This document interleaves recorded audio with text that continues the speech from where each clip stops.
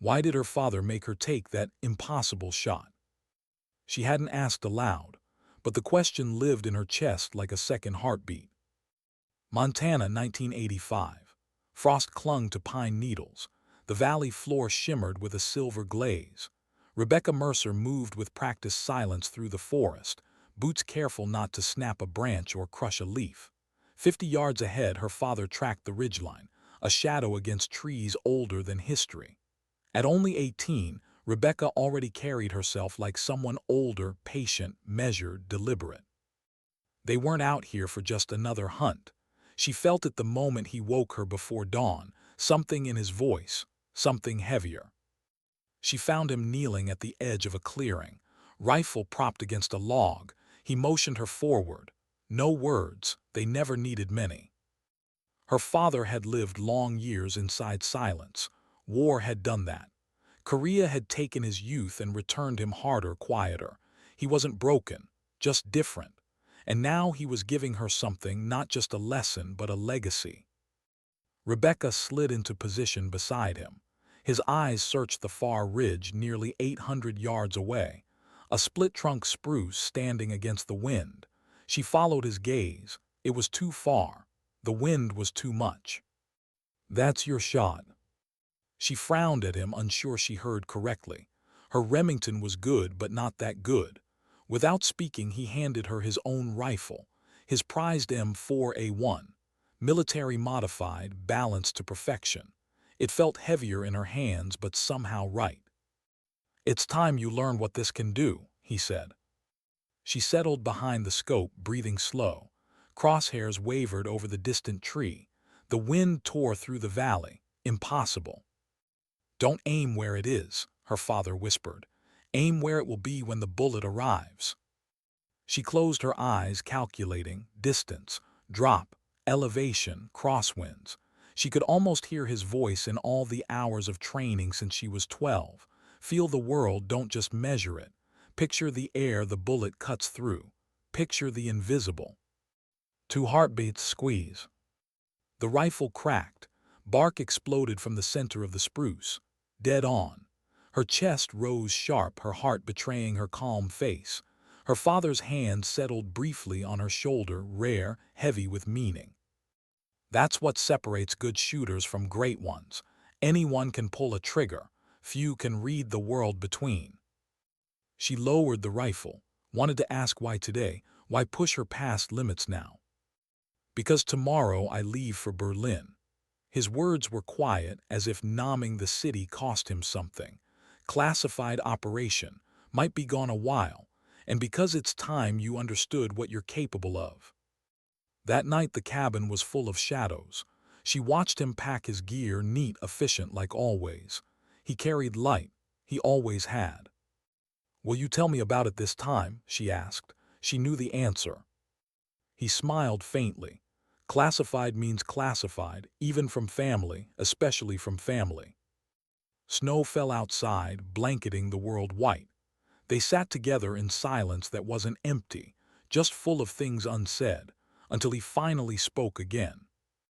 "People think snipers are cold, that we shut off emotion. It's not true. To be great, you have to feel everything, every gust of wind, every shadow shifting light, the earth turning under you. You don't just see the world, you become part of it, but there's a cost. Patterns stay with you. Sometimes they save you, sometimes they haunt you." She studied him, the way he always sat facing doors, the way he scanned their land like it was enemy ground. She'd seen the cost. That night he told her one more thing. He'd been offered a place in a program, older than her, older than most soldiers knew. "Been running since the 50s. If I take it, I'll be gone for months, maybe longer, but it could give you opportunities you can't imagine." She nodded, though questions burned her throat. In their house, some questions were understood to be unanswerable. In the morning, she stood on the porch, watched his truck disappear down the snowy drive. Her chest tightened with every yard of distance. Something in her whispered this time was different, but she smothered it. He always came back. 6 weeks later, 2 men in dress uniforms stood at her door. Their sedan parked awkward against the pines. She knew before they spoke. new in their rehearsed sympathy. They talked about honor, sacrifice, service. They gave her a flag, they didn't give her answers. The story they told was thin, brittle. A training accident, an accident. After decades in shadows, she wanted to scream. But grief swallowed suspicion, and she folded the flag with shaking hands. In the months after, Rebecca moved through life on autopilot. College letters went unopened. She followed his path instead, joined the army, chose rifles, chose silence. If she couldn't have answers, she'd have his world. Maybe inside it she'd find the truth. Grief hardened into purpose, purpose into determination. She outshot every record, beat every qualification, volunteered for every course. Her instructors started saying her skill looked inherited, like it lived in her blood. But something gnawed at her. The details around his death were too clean, too filtered. Personal items returned, but journals missing, notes gone, photographs stripped, as if someone had edited his life before giving it back to her. A year later, she returned to the cabin. Dust lay thick, but it felt alive, waiting. She moved through each room, touching the things he'd touched. In his bedroom, she noticed something off. A sliver of floorboard near the closet, slightly different. A seam only a sniper's daughter would see. She pried it up. Inside was a metal box, military issue, combination lock. She tried her birthday, it opened. A journal, a classified folder, and a note written in his hand. If you're reading this, I'm gone. Trust no one, especially those who claim they knew me. The official story is a lie. Project Eagle Eye is the key. Follow the evidence. Carefully, they will be watching. Her pulse thundered. She flipped through pages of his handwriting. Operations, names, coordinates, his life unredacted. The classified folder chilled her more. Project Eagle Eye 1962. A CIA program training snipers to do the impossible, shots beyond the edge of physics, merging intuition with math, reading the unseen. Her father had been one of the best, one of the instructors. But the journal repeated a name, again and again. The Winter Hunter, a Soviet counter-sniper, a ghost who had killed Eagle Eye operatives one by one. Her father's last entry. Berlin mission approved. Winter Hunter will be there. This ends now. And beneath it, Hamilton has the contingency package. Rebecca sat on the cabin floor for hours, the truth bleeding into her like poison and fire at once. Her father hadn't died in a training accident. He'd been hunted, executed.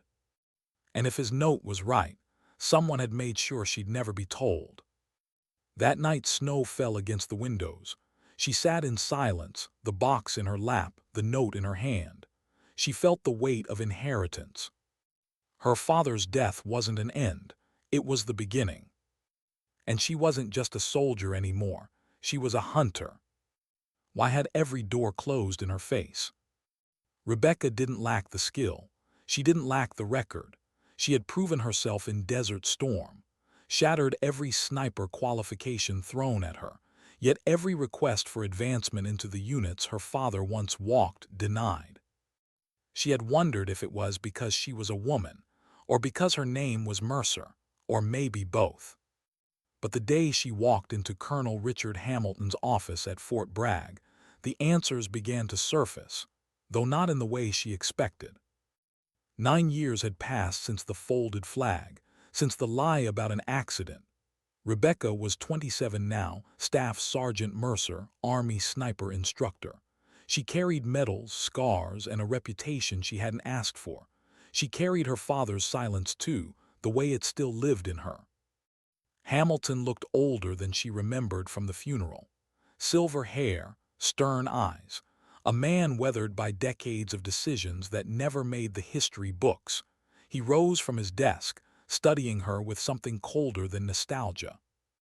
"At ease, Sergeant," he said, then softer, "You've grown into him, same posture, same eyes." She didn't relax, not yet. "With respect, sir, why am I here? My transfer should have been denied like all the others." He smiled faintly. It didn't reach his eyes. "Because I approved it myself, overrode objections, 3 of them." Her jaw tightened. "You've been blocking me." "Protecting you," he corrected. "There's a difference." 9 years of suspicion flickered into confirmation. He leaned against the window, looking out over the training fields. "Your father made enemies, not the kind you outlive. People with long memories. People who would notice the name Mercer in certain rosters.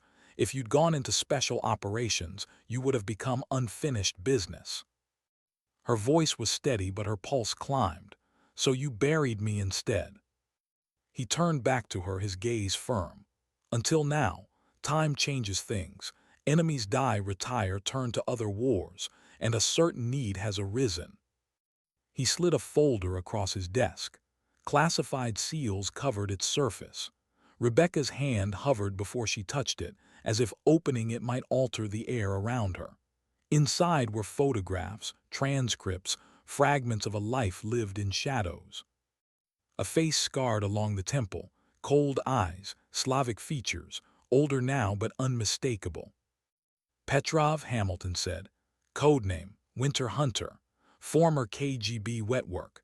Believed responsible for more than 40 assassinations across the Cold War, including 4 of our best." Rebecca's throat tightened. Her father had written that name again and again. The ghost who ended his last mission. Hamilton continued. "We believed he was dead, purged after the Soviet collapse, but he's resurfaced. Now working security for Ortega, a Colombian trafficker trying to expand into Eastern Europe. DEA picked up chatter about a meeting. Major players, cartels, Russian mafia, American syndicates, and Petrov." Rebecca forced herself to breathe. "What does this have to do with me? This is drug enforcement, CIA work. Why an army sniper?" Hamilton's voice dropped, heavy with something darker. "Because Petrov isn't just bodyguarding Ortega. He has information, something from your father's world, Project Eagle Eye." Her stomach dropped. The words from the hidden file came alive again. "During the height of the Cold War," Hamilton went on, "we prepared for the worst. Nuclear decapitation strikes, collapse of command. So contingency devices were placed. Small tactical nuclear charges. Insurance policies hidden near population centers wired to activate if we lost communications. They were supposed to be deactivated in '91. Most were. Some were." The silence that followed was suffocating. Rebecca whispered, "And Petrov has the locations." Hamilton nodded once. "Ortega's paying him to protect something. Likely those documents. If true, they represent the most dangerous vulnerability this nation has ever carried." She shut the folder, pressing her palm against the scarred face inside. She didn't need to ask why she was sitting here. She already knew. "Why me?" Hamilton's voice softened. "Because you can do what others can't. Because you are John Mercer's daughter. Because Petrov won't see you coming. And because you want him in your crosshairs more than anyone else ever could." The air seemed to thin around her. Revenge, closure, legacy, it all lived inside that one decision. "I need time," she said, though both of them knew the answer had already written itself years ago, in a cabin in Montana with her father's rifle pressed against her cheek. "By 800 tomorrow," Hamilton replied. "You'll join a joint task force. Navy SEAL Team 4 will handle direct action. You'll handle Petrov." She saluted, turned, reached the door before he called her name. "Rebecca," his voice cracked slightly just once. "Your father always said you could see patterns others missed. Don't forget, this mission isn't just about revenge. It's about what comes after." That night, alone in her barracks, she unfolded the photograph she kept hidden in her pack. Her father and Hamilton, years younger, in dress uniforms, smiling like men who believed their work mattered. On the back, in her father's handwriting, "Trust him with your life. Verify everything twice." She set the photo down, sat in silence. By morning, her decision was made. The helicopter shuddered in the Virginia sky. Rebecca sat among 7 Navy SEALs, their gear polished, their faces unreadable. Team 4, decorated, fearless, and for now strangers. She felt their eyes evaluating her. A woman in their midst, an Army sniper among Navy elites, outsider, interruption. Their commander, James Sullivan, studied her most openly, scar across his brow. 16 years of deployments carved into his face. His stare wasn't hostile, just sharp, testing. No one spoke as the aircraft banked toward the training compound, a facility so secret it didn't exist on paper. On the ground, they filed into the briefing room, maps on walls, monitors glowing. Hamilton waited. Beside him stood a man in an expensive suit, CIA, silent and sharp. "Gentlemen," Hamilton began, then with deliberate precision, "Sergeant." Rebecca felt the distinction sting. The seals spread across the room, predators at rest. Sullivan spoke first, voice measured but carrying weight. "With respect, Colonel, why does my team need an attachment, especially one without special operations qualification?" His eyes flicked to her, then back. Hamilton didn't flinch. "Because this mission has two objectives. Your team secures intelligence. She eliminates Petrov. You're here for infiltration. She's here for an impossible shot." The SEAL sniper Cooper shifted in his seat. Broad-shouldered Texan, former Marine scout. His file was impressive. He nodded once. "With respect, Colonel, I can handle any shot this mission needs." Hamilton gestured toward Rebecca. "Show them." Her pulse beat steady as she rose, activated the projector. Formulas, atmospheric models, ballistic data filled the screen. "The Mercer method," she explained. "Developed by my father, refined through decades. It doesn't erase variables, it uses them. Every current of wind, every shift of density. Integrated, predicted, felt." Sullivan raised an eyebrow. "Impressive in theory, but we don't live in theory." She met his gaze. "Then let's demonstrate." The range sat behind the compound, lined with targets from 400 meters to beyond visible horizon. Cooper stood beside her, professional curiosity overtaking skepticism. She assembled her rifle, old but customized to her body like it was part of her, not the SEAL's newer models, but hers. Sullivan crossed his arms. "That platform won't reach half these targets." Rebecca didn't answer. She didn't need to. The qualification began. 400 meters, 500, 700 moving targets.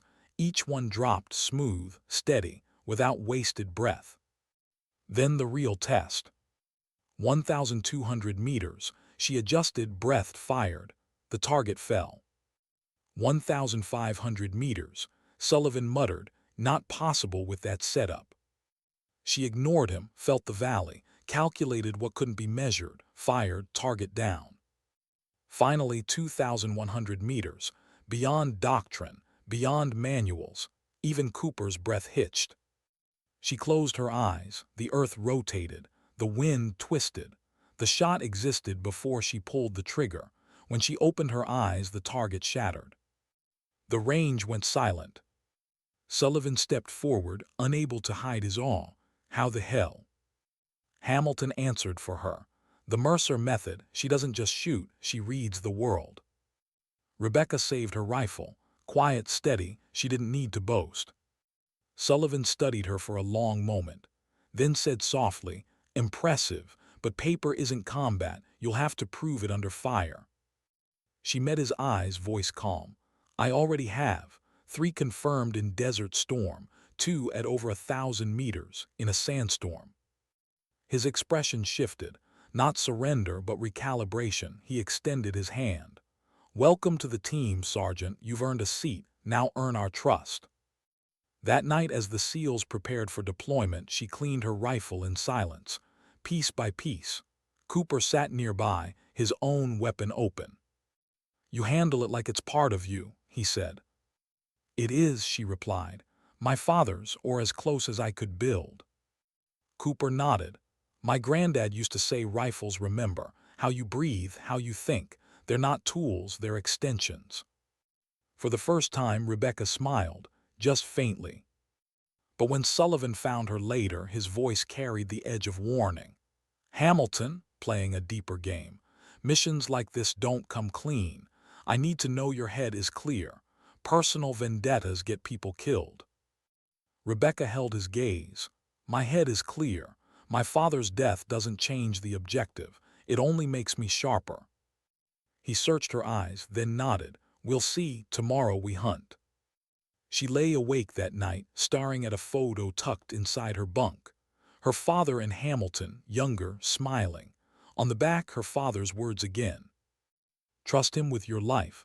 Verify everything twice. Sleep came late, filled with echoes of rifle shots across snowy ridges, and the face of the man she'd waited 9 years to meet again, the winter hunter. Why did the air feel heavier than the rifle on her chest? The MC-130 Combat Talon cut low over Colombian jungle, engines thundering but muffled by altitude. Inside the dark belly of the aircraft, Team 4 checked gear with quiet efficiency. No chatter, no wasted breath. Rebecca sat third in line, rifle secured across her chest, pistol strapped to her thigh, night vision ready. Every movement rehearsed 100 times in her head. Still, the waiting made her pulse pound harder than the engine's. Sullivan walked the row, hand brushing shoulders, eyes meeting each man and finally hers. His nod was professional, not personal, but his inspection lingered. She knew what it meant. Trust is still provisional. Comms check, he ordered. Rodriguez check. Mitchell check. Jackson check. Cooper check. Davis check. Walker check. Rebecca tapped her throat mic. Mercer check. Sullivan gave a single nod. 10 minutes, final equipment check. They moved like machines. Magazine checks. Harnesses tightened. Weapons kissed clean. They weren't just ready. They were ritualized. Rebecca followed their rhythm even if her heartbeat hadn't yet slowed to their cadence. The red light above the ramp flicked on. 1 minute. Rebecca inhaled deeply. Smelled sweat, oil, gunmetal, the scent of men who lived too long in shadows. The ramp lowered. Wind screamed inside, wild and unrelenting. One by one, the SEALs stepped into darkness. No hesitation, no fear, just duty. Rebecca stepped forward. For a heartbeat, there was ground beneath her. Then there was. The void took her. Air tore at her body. For seconds, nothing felt stable. Then training snapped her spine straight, arms wide, body position controlled. She checked altimeter, monitored descent, felt the rush in her chest subside into a cold, sharp focus. Ripcord deployment. The parachute snapped open, yanking her into silence. The jungle rose up like a black ocean. She guided herself with practiced pulls, scanning terrain under green haze of night vision. Landed smooth, knees absorbing impact. Parachute cut free, buried in leaves. Within minutes, the team had regrouped, 7 figures moving through the dark. The jungle was a living thing. Wet, suffocating, every breath like swallowing hot cloth. Insects swarmed, indifferent to repellent. Vines clawed at gear. The earth itself seemed to resist their presence. But Sullivan led them forward. 4 hours of relentless movement through hostile terrain. Rebecca moved second to last, Cooper behind her, his quiet presence anchoring her steps. By dawn, they reached a ridgeline, 5 kilometers out. Ortega's compound lay beneath them, camouflaged among trees but alive with patrols, vehicles, men with rifles. Sullivan signaled halt, whispered, observation site, 4-hour rotations, Jackson Mercer first watch. Rebecca crawled forward, belly pressed to damp earth, optics raised. The compound emerged sharper through thermal imaging. White flares of heat betrayed movement beneath canopy. Guards, dogs, generators. Hours passed in silence. Every shift of guard rotation recorded, every truck logged. Rebecca's eyes burned, but her breathing remained steady. Patience was the first weapon. Then Jackson whispered, barely audible. If you get the shot, you'll need live wind calculation. Valley channels cross from the north. Eastern updrafts at dawn. No single pattern. She nodded, still glued to her scope. I'll read them when it matters. Jackson studied her a moment, testing. Most shooters I know trust standard load, you. My father taught me never to trust factory rounds. These are hand-loaded, humidity-adjusted. Jackson let a breath slip. Not bad. The silence returned until headlights pierced the green. A sleek black Mercedes rolled through the compound gate. Guards swarmed it. The door opened. Tall, Slavic features, scarred temple, eyes scanning even as his feet touched gravel. Rebecca's heart slammed. Petrov, she whispered.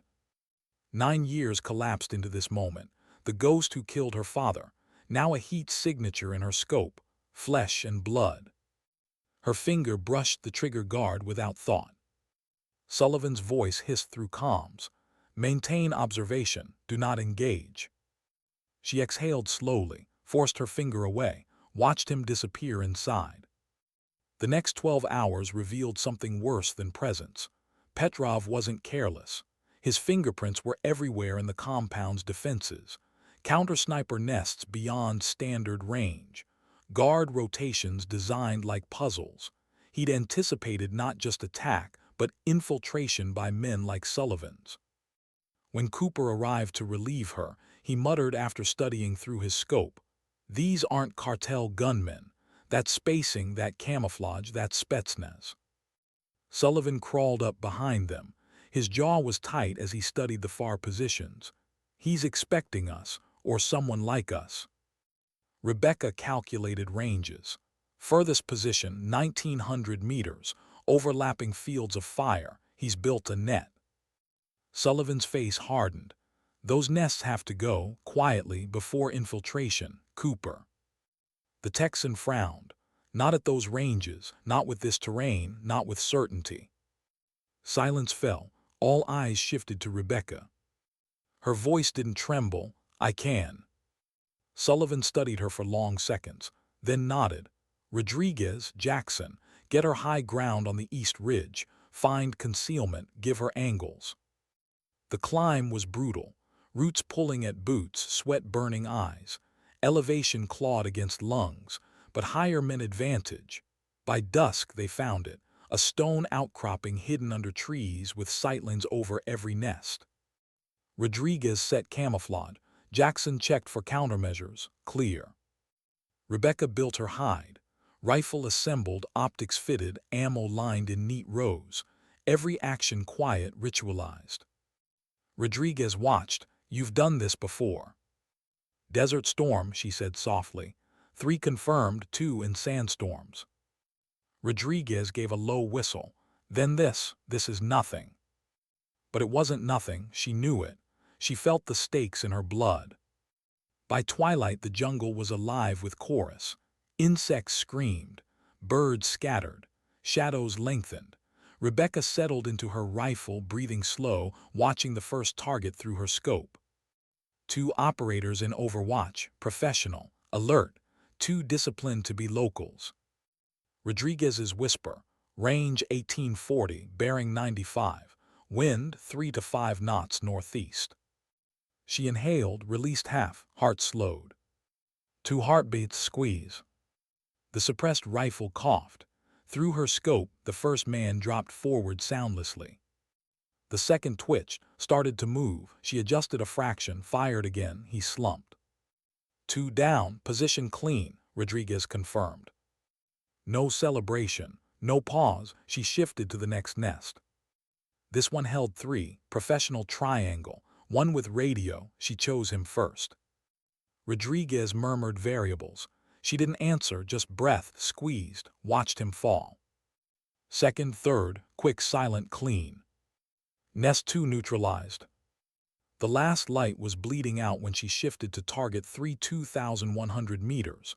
At the edge of physics, operators with advanced optics, scanning hard. The first shot missed by inches, bark sprayed. Rodriguez cursed under his breath. The operators tensed, searching. Rebecca recalculated instantly, adjusted for the wind she'd missed, fired, 1 fell. The second moved disciplined, evasive. She tracked, fired, down. The third opened fire toward her ridge, blind but controlled. Rounds cracked stone inches from her head. Rodriguez hissed, "He's bracketing us." Rebecca stayed flat, felt her heart thud against the ground, waited, studied the rhythm of his fire, anticipated. When he shifted again, she exhaled, squeezed.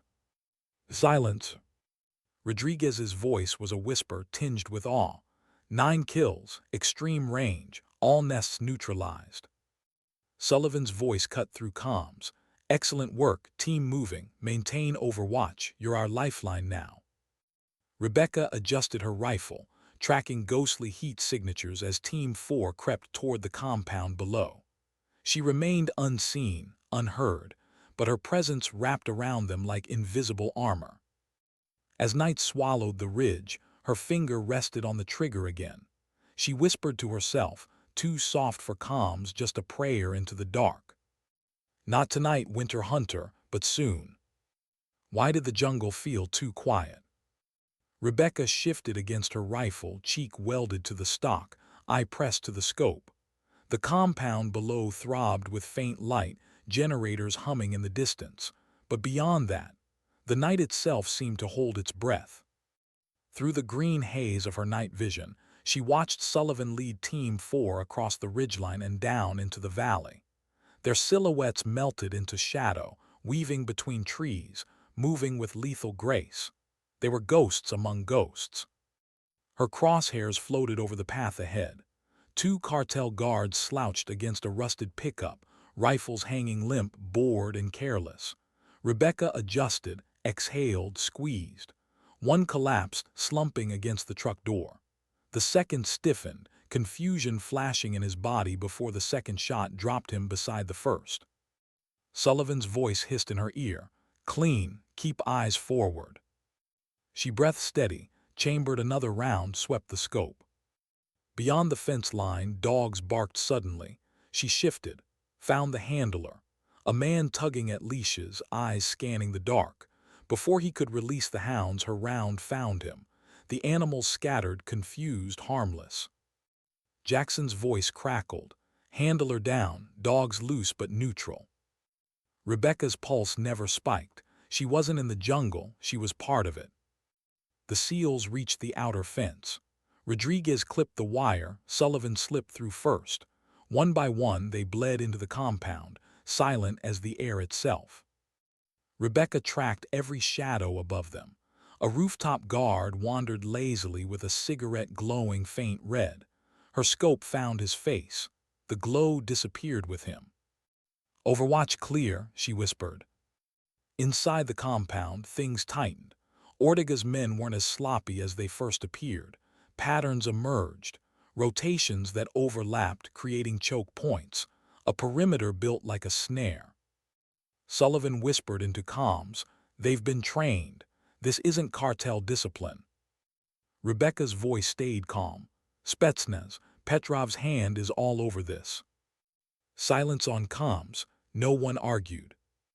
The seals moved deeper, cutting toward the main villa, a 2-story structure with balconies, satellite dishes, and floodlights that swept irregular arcs across the courtyard.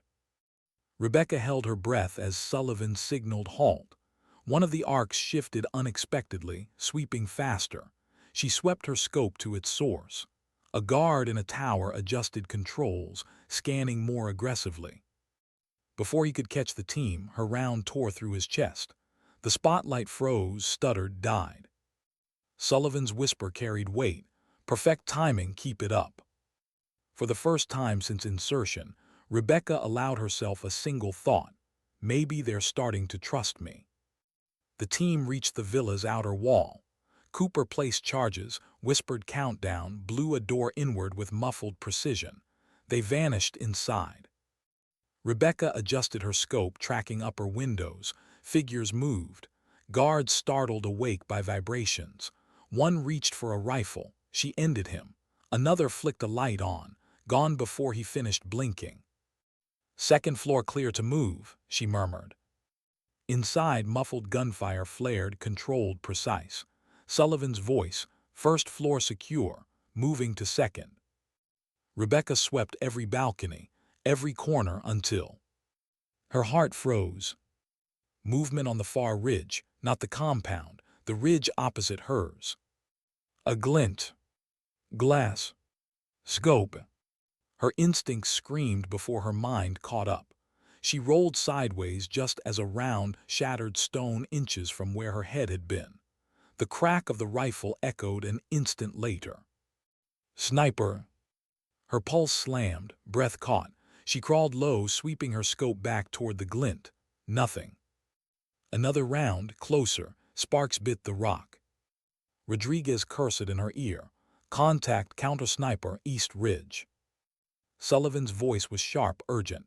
Mercer, find him, you're our shield. She scanned, slow, careful. The ridge was alive with false patterns, shadows shaped like men, branches twisted into silhouettes. A master's work. And then she saw it, the subtlest movement, a leaf displaced unnaturally. She shifted, lined up, fired. The ridge spat dust, miss. Another round tore past her ear, too close, too fast. This wasn't just any sniper. This was orchestration. This was calculation. This was him. Petrov. Her father's ghost. Her breath stuttered, but her hand stayed steady. She adjusted again, searching, reading, waiting. But Petrov had already melted back into the ridge. Gone. Rodriguez whispered, "We're blind, he's good, too good." Rebecca swallowed the lump in her throat. "I'll keep him busy, just move." Sullivan's voice, calm but edged with urgency. "Understood, keep him occupied." For the next 15 minutes, Rebecca lived in a world of shadows and phantom flashes. Petrov toyed with her, a flash of light here, a whisper of movement there. He forced her to waste shots, to question patterns. Every time she thought she had him, he vanished. She realized with a sinking feeling he wasn't trying to kill her yet. He was studying her, measuring her, testing the daughter as he had once tested the father. And inside the compound, the seals pressed deeper. Gunfire grew louder, more sustained. Sullivan's voice came harsh through comms. "We've been burned. They were waiting. Multiple hostiles inside. We're pushing to objective." Rebecca clenched her jaw. Of course. Petrov didn't build defenses to keep them out. He built them to trap them in. Her scope swept windows. Dozens of armed men poured into hallways, herding the seals deeper. She dropped one, then another. But there were too many angles. Then a door opened on the second floor. A figure stepped onto the balcony. Tall, scarred temple catching faint light. Petrov. He didn't carry a rifle, just stood there staring into the dark. Rebecca froze, scope centered on his chest. All she had to do was squeeze, end it now.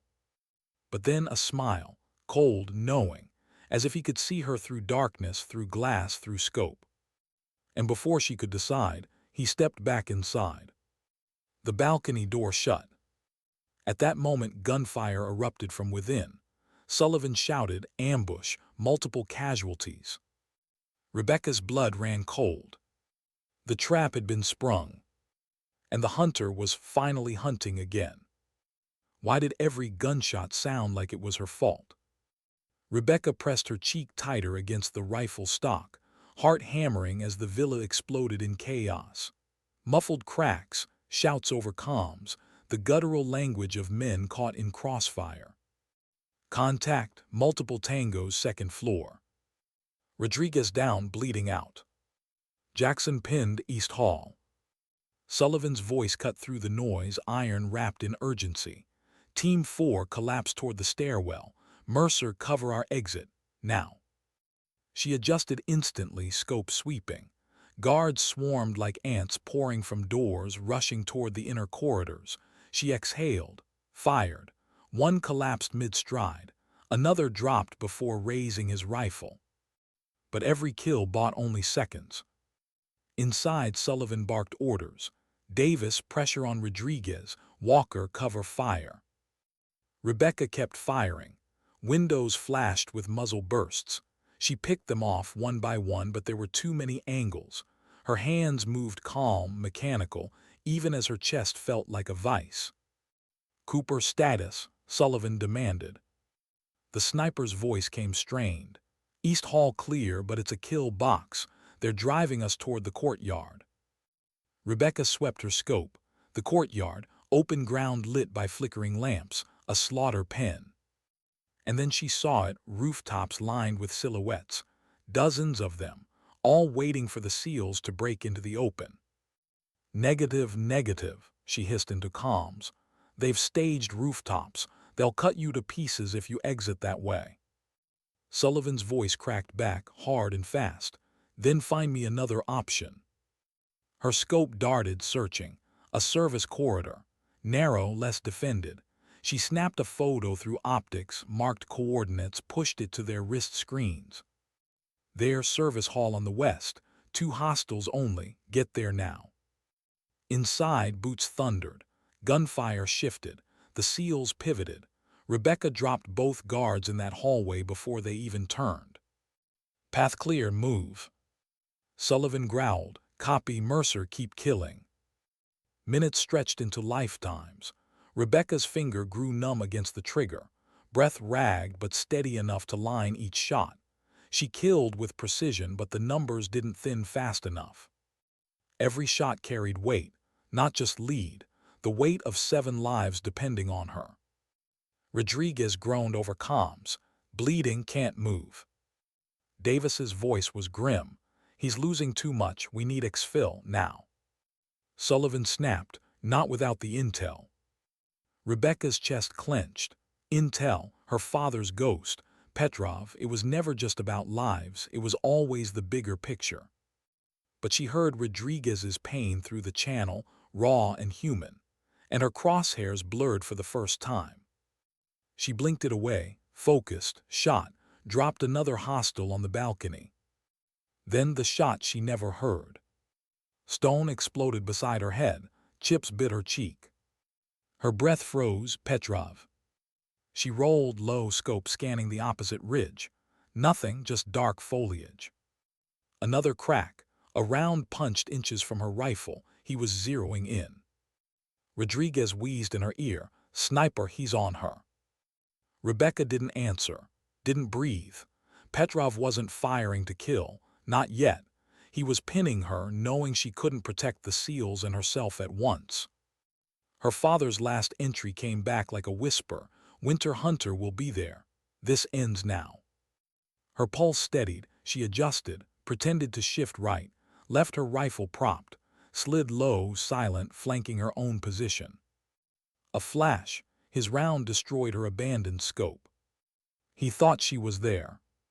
She saw him then, briefly. A dark figure pressed into the ridge, the faintest glow of optics catching moonlight. She fired.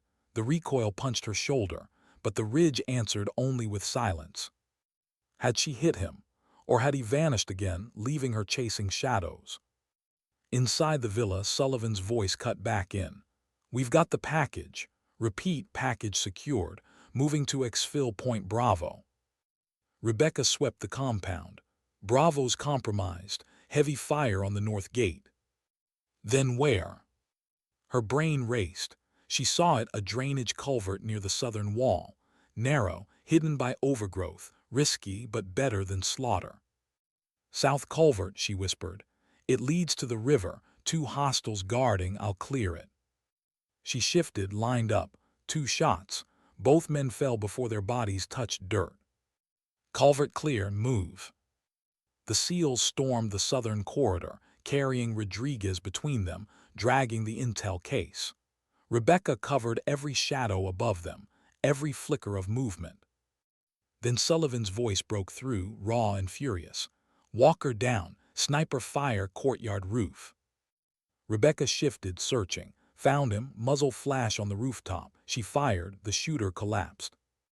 But Walker was gone. The channel went quiet.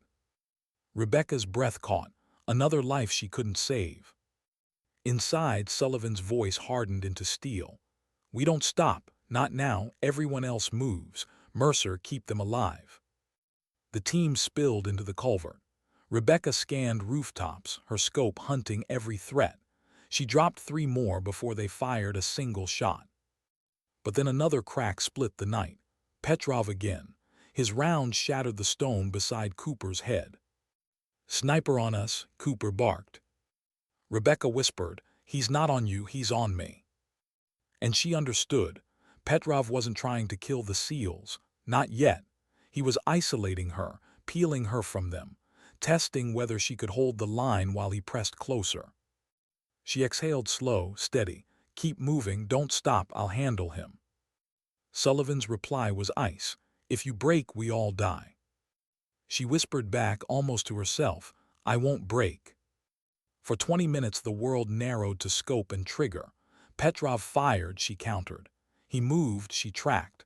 Neither landing decisive hits, both circling like predators. Below, the SEALs crawled through the culvert, dragging Rodriguez, clutching the intel. Mud sucking at boots, their breaths harsh, ragged. Rebecca covered every angle, her rifle saying death into the night. But her chest grew tight, arms heavy, fatigue setting in. And Petrov didn't tire. His rhythm was perfect, his patience endless. A crack. The ground exploded near her hand, cutting skin. She hissed, shifted. He was closing in, slowly tightening a noose she could feel but not yet see. Her father's words came back. "Anyone can pull a trigger. Few can read the world between." She closed her eyes, listened, felt the wind on her cheek, the insects pausing, the faintest shift of leaf against air. When she opened them, she saw him, just enough. She fired. The ridge went silent. No return shot. Had she hit him, or had he let her believe it? Sullivan's voice crackled back. "We're clear of the compound, heading for extraction. Mercer, fall back." She hesitated, eyes glued to that ridge. "Nothing." Finally she whispered into comms, "On my way." She packed her rifle, heart still hammering, body slick with sweat. But inside she knew. The duel wasn't over. Petrov wasn't dead. He had let her live. And somewhere in the darkness, the winter hunter was smiling. Why did every step feel heavier than the pack on her back? Rebecca's boots sank into the swampy soil, her rifle slick with mud, her lungs burning with every breath. Around her, the remnants of SEAL Team 4 moved like men dragging ghosts. Rodriguez's blood trailed behind them in a dark line, seeping from the makeshift bandage Davis pressed to his side.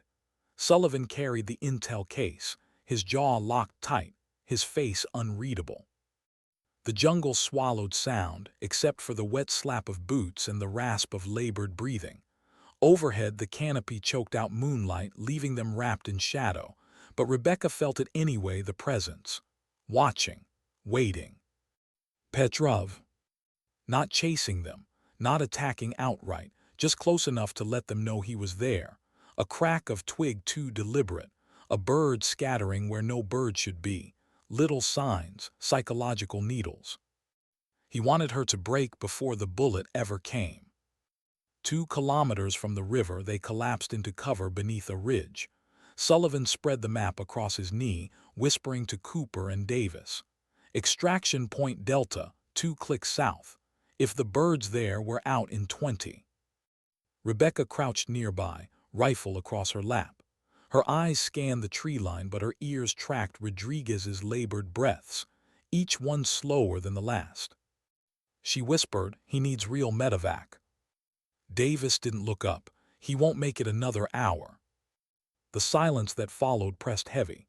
Even Rodriguez's eyes, half shut, seemed to know the truth. Rebecca's throat tightened.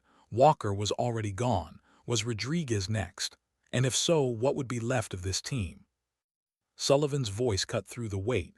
"We move now, stay tight. Mercer rear guard. Petrov's still out there." She nodded once. The march to Delta was torture. Mud up to knees.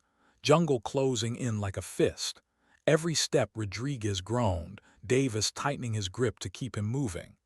The intel case dragged at Sullivan's arm like a weight heavier than the jungle itself. Rebecca's eyes never stopped scanning. Every ridge, every shadow, every whisper of leaves. Then it came. A single crack in the distance. Not close, not aimed to kill, just a reminder. Petrov's way of saying, I see you. I can end you whenever I choose. Rebecca's stomach nodded, but her voice stayed steady. He's shadowing, East Ridge, keeping range. Sullivan grunted. Ignore him, eyes forward. But she couldn't, not really. She could feel him not just watching them, watching her, always her. Delta Point appeared at dawn, a clearing carved by some forgotten logging road. The extraction bird, a black hawk, crouched low, rotors idle. 2 pilots waiting inside. Relief rippled through the team, brief and fragile. Sullivan signaled forward. Move Rodriguez first. They half-dragged, half-carried him toward the bird. Rebecca scanned the tree line, scope cutting through the morning haze. Nothing, too quiet. Her gut screamed. Wait, she hissed, something's wrong. Gunfire erupted. The tree line exploded with muzzle flashes. Rounds tore into the clearing. 1 pilot slumped forward before he even reached controls. The second tried to start the bird, but a rocket whooshed from the trees. Fire bloomed across the fuselage, turning relief into inferno. Ambush, Sullivan roared. Take cover. The team scattered, dragging Rodriguez behind a fallen log, laying suppressive fire into the trees.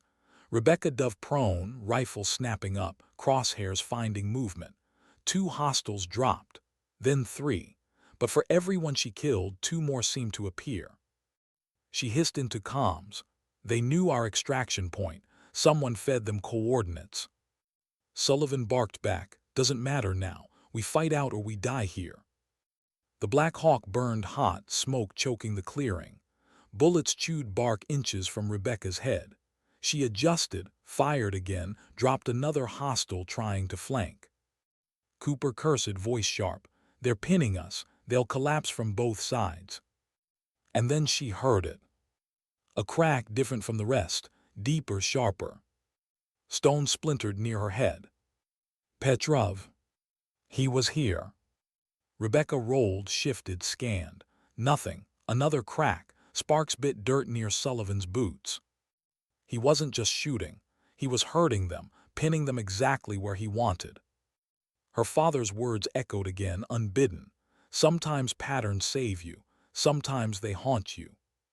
Rebecca forced her breath steady.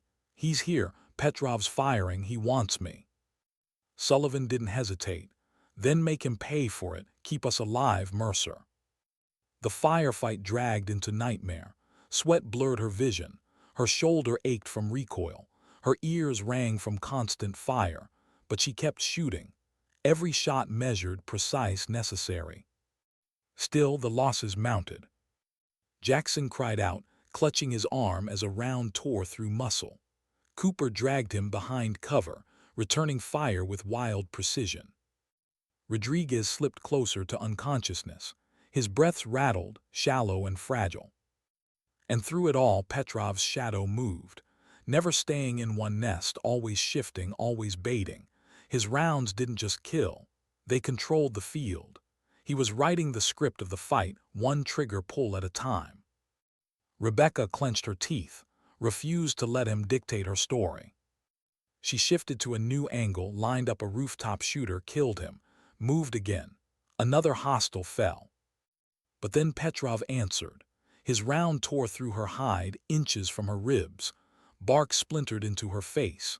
She bit back a cry, rolled away, breath ragged. He was toying with her, the same way he had with her father. The gunfire thinned. Silence seeped in around the smoke, only scattered shots now. Then Sullivan's voice, hard and final. Fall back into the jungle, Delta is lost. Rebecca's gut twisted, and Rodriguez. Silence. Then Davis whispered, raw and broken, he's gone. Her chest clenched, another one, another man she couldn't save. But Sullivan's voice carried no time for grief. Move, now, while we still have daylight. They abandoned the burning bird, abandoned Rodriguez's body, moved into the jungle with only what they could carry and the intel case chained to Sullivan's wrist. Rebecca trailed last, rifle scanning, every nerve screaming that Petrov still followed. Because he wasn't finished. Not with them. Not with her. And as the jungle swallowed them again, Rebecca felt the crushing weight of the truth. She hadn't just inherited her father's skill. She had inherited his war. Why did the river sound like salvation and a grave at the same time? Rebecca crouched at the tree line, eyes fixed on the muddy current below. The river snaked through jungle like a vein of black glass, fast, swollen from rain. Escape lay downstream. So did drowning. Behind her, the team dragged their feet through the muck, every man frayed, every breath ragged. Jackson leaned on Cooper, blood soaking his sleeve. Davis carried extra ammo and the weight of Rodriguez's absence.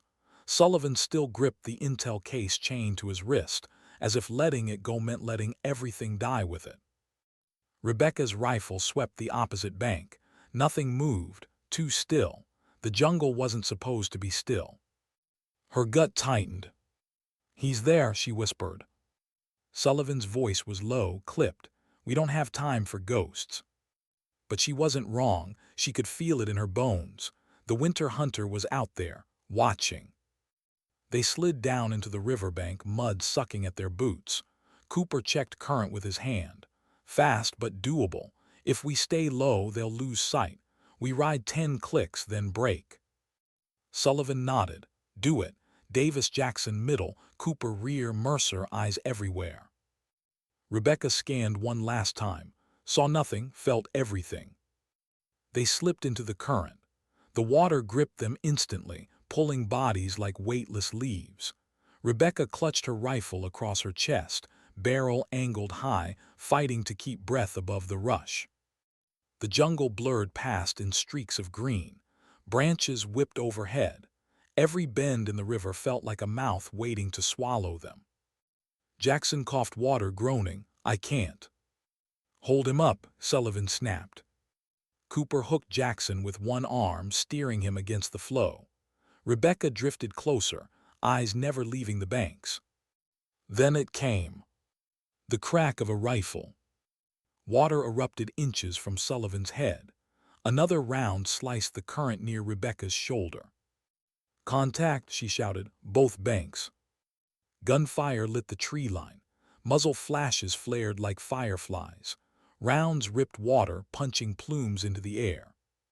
"Stay under," Sullivan ordered. "Breathe when you can." Rebecca dunked low, water choking ears, world going muffled. Surface seconds later, gasped, scanned. Fired once, a hostile dropped from cover. Fired again, another collapsed. But more came, always more. The firefight became a blur of chaos. The river carried them like prey, twisting, exposing them to every bank, every ridge. Jackson screamed as a round grazed his leg. Davis pulled him close, eyes wide with desperation. "Hold on, damn it, just hold on." Rebecca killed again and again. Her rifle barked, water spraying her optics, her hands slick and trembling. Yet every shot counted, always counted. Then she saw him. Petrov. Not through scope this time, with her own eyes. He stood on a bluff above the river, dark silhouette against pale dawn. Rifle pressed to shoulder, eyes locked on hers. Her chest clenched. She fired instantly. The round sparked stone where he'd stood, but he was already gone, melted back into jungle. Her heart pounded. He wasn't killing her now. He was reminding her that he could. The current spat them into calmer water. They scrambled to shore, collapsing into roots and vines, coughing, spitting river water. Jackson lay pale, bleeding badly. Davis pressed his wound again, his hands shaking. "He's fatting if we don't stop." Sullivan cut him off. "We stop, we die, we move." Rebecca's jaw tightened. "He can't move another click without bleeding out. If we push, we lose him." Sullivan's eyes burned into hers. "We're not here for him, we're here for this." He lifted the chained intel case, blood smeared across its metal. The silence was brutal. Every man felt it. The weight of what mattered more, the mission or each other. Rebecca finally spoke, voice low, steady, dangerous. "My father didn't die for a case. He died because of the man holding it now. If we lose each other, what's the point? Sullivan didn't blink. If we lose this, we lose millions. Choose your war, Sergeant. The words cut deep, sharper than any bullet. They moved again, dragging Jackson between them, his groans growing weaker, breath shallow. Every step carried weight, not just exhaustion, suspicion.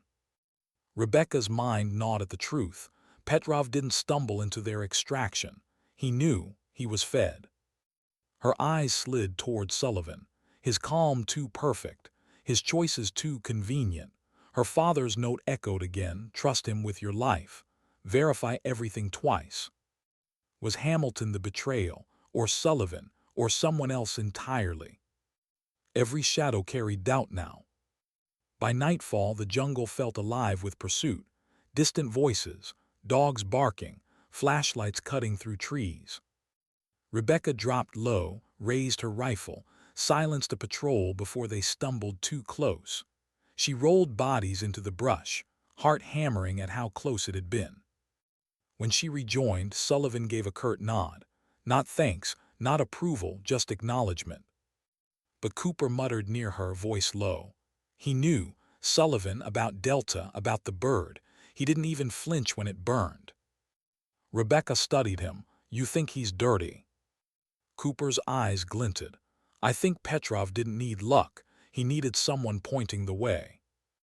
Her stomach knotted tighter. Later, as they huddled under a canopy of vines, Jackson coughed blood. His eyes found Rebecca's, faint but pleading. Don't let it end like this, he whispered. She swallowed hard. It won't. But his eyes told her he knew. And when his breath finally stopped, silence pressed heavier than gunfire ever had. Davis turned away, fists clenched. Cooper muttered a curse into his hands. Sullivan only stared into darkness, face stone. Another one gone, 3 men left plus her, and Petrov out there somewhere, always closer. When she finally closed her eyes for an hour, she dreamed of her father's cabin, of him kneeling by the fire, oiling his rifle, his voice low. Sometimes dignity doesn't speak, it simply acts. She woke with the words burning in her chest, and with the certainty that she couldn't just follow Sullivan anymore. She had to finish what her father started, which meant finding Petrov, which meant the war wasn't about intel, or missions, or orders. It was about her, and him, and only one of them walking out of the jungle alive. Why did the silence feel heavier than all the gunfire combined? Rebecca crouched at the jungle's edge, cheek pressed to damp soil, listening. Nothing. No birds, no insects, no wind. Only silence. The kind of silence that wasn't empty, but loaded. She knew then Petrov was here, not chasing, not running, waiting. Sullivan motioned forward, eyes locked on the intel case still chained to his wrist. One more click to the rally point. Satellite pickup at dawn. Rebecca's rifle stayed ready, but her eyes locked on the tree line instead of the map.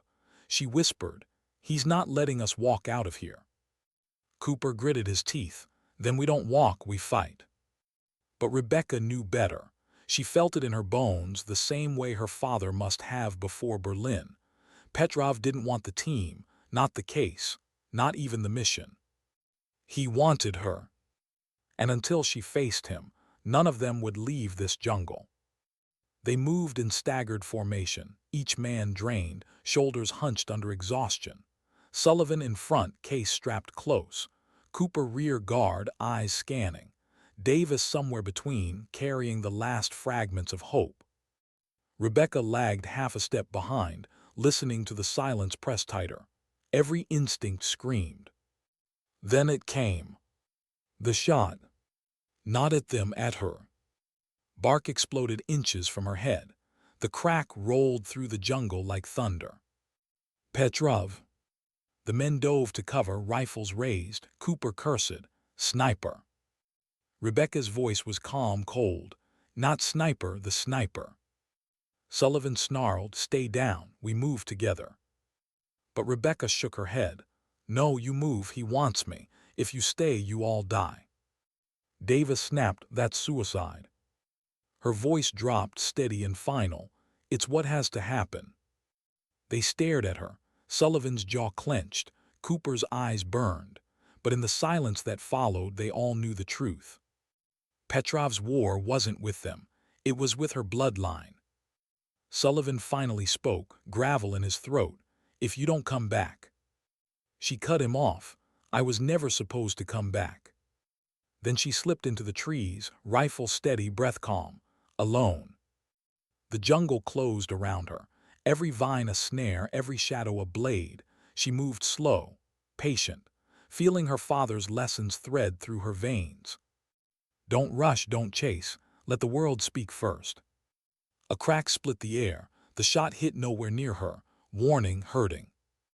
She froze, waited, read the silence. Petrov was painting her, forcing her into his pattern. She smiled faintly, whispered, "Not today." She circled wide instead, crawling through mud, pressing body into earth until she vanished from sight. Every movement was deliberate, every breath measured. The world slowed until she felt part of it.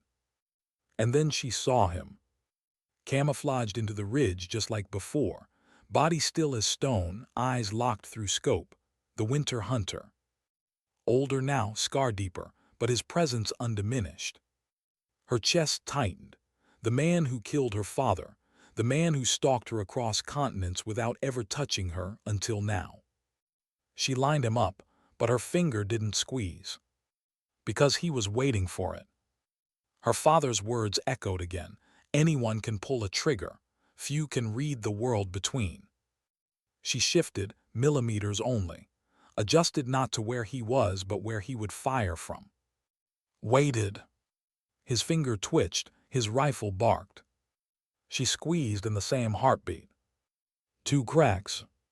1 scream. For a moment she thought it was hers, but when the silence cleared, she saw him.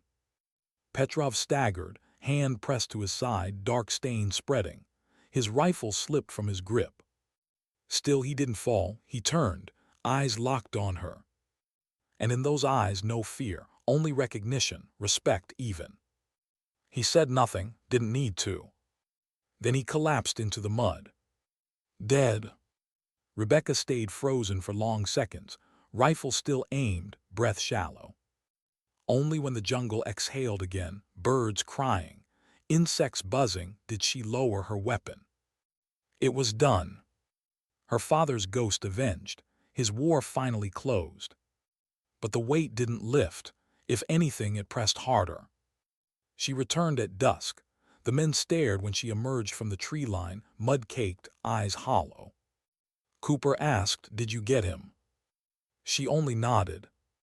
Sullivan searched her face, and the case still matters. She didn't answer, just sat down, cleaned her rifle piece by piece, hands steady, heart heavier than it had ever been. Because killing Petrov didn't bring her father back, didn't bring Walker, or Rodriguez, or Jackson. It just ended one man, and left her to live with the silence. Extraction came 2 days later, after miles of blood and sweat. Helicopters thundered overhead, lowering ropes, pulling them into daylight. The case made it out. Sullivan made it out. Cooper, Davis, Rebecca too. But at what cost? Months later, Rebecca sat alone on the porch of the Montana cabin. Her father's cabin, the journal in her lap, the rifle across her knees. Snow fell quiet, just like that morning years ago when he'd taught her the impossible shot. She closed her eyes, heard his voice again, not in memory but inside her. Feel everything, every gust of wind, every shadow, every silence. That's what separates good shooters from great ones. She whispered into the cold air, "I felt it, Dad, I felt it all." A tear slipped, but her hand stayed steady. The war hadn't given her peace, it never would, but it had given her clarity. Her father hadn't been just teaching her to shoot. He'd been teaching her how to live with the weight, how to read the world even when it broke you. She rose, packed the journal into the lockbox again, stood tall against the falling snow. And for the first time since the folded flag, she felt the war inside her still. Not gone, not forgotten, but quiet. Sometimes dignity doesn't speak. It simply acts.